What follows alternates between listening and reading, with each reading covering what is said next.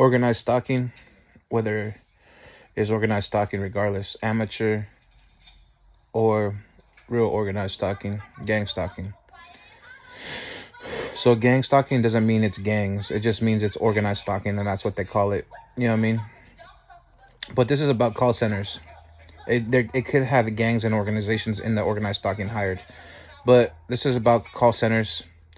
Call centers who work for organized stalking under the hacking, and they duplicate phones, MAC addresses, IMEIs, IP addresses to dupe phones, to make it look like you're sending things out, to make it look like you're doing things, and to frame you, right? And also, the call centers will intercept your phone calls under your phone number.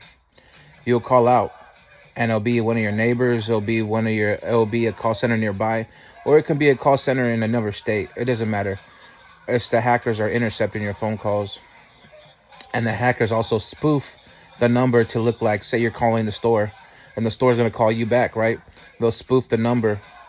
They'll spoof the number to make it look like they're the store.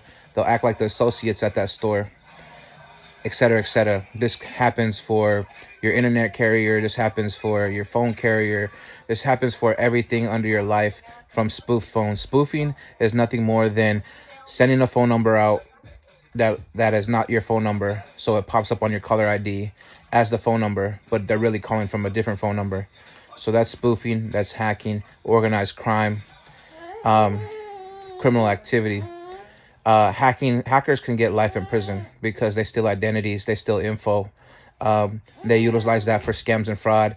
They order fake credit cards under your name, get banks in your name, use your identity to the fullest extent, work in your name, etc., etc. They can even get your identity and sell your identity to someone who's a migrant, etc., etc. I've caught people working in my name. I've caught things on my discrepancies in my credit reports.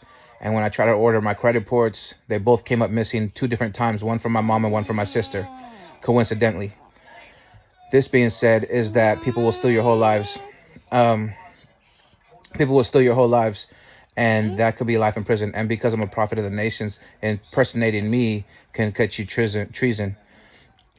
Because prophet of the nations are supposed to expose corruption in all law enforcement and all state agencies and federal agencies.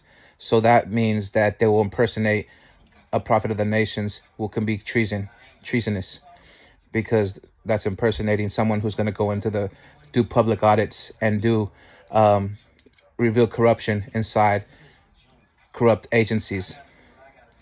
So that being said, is that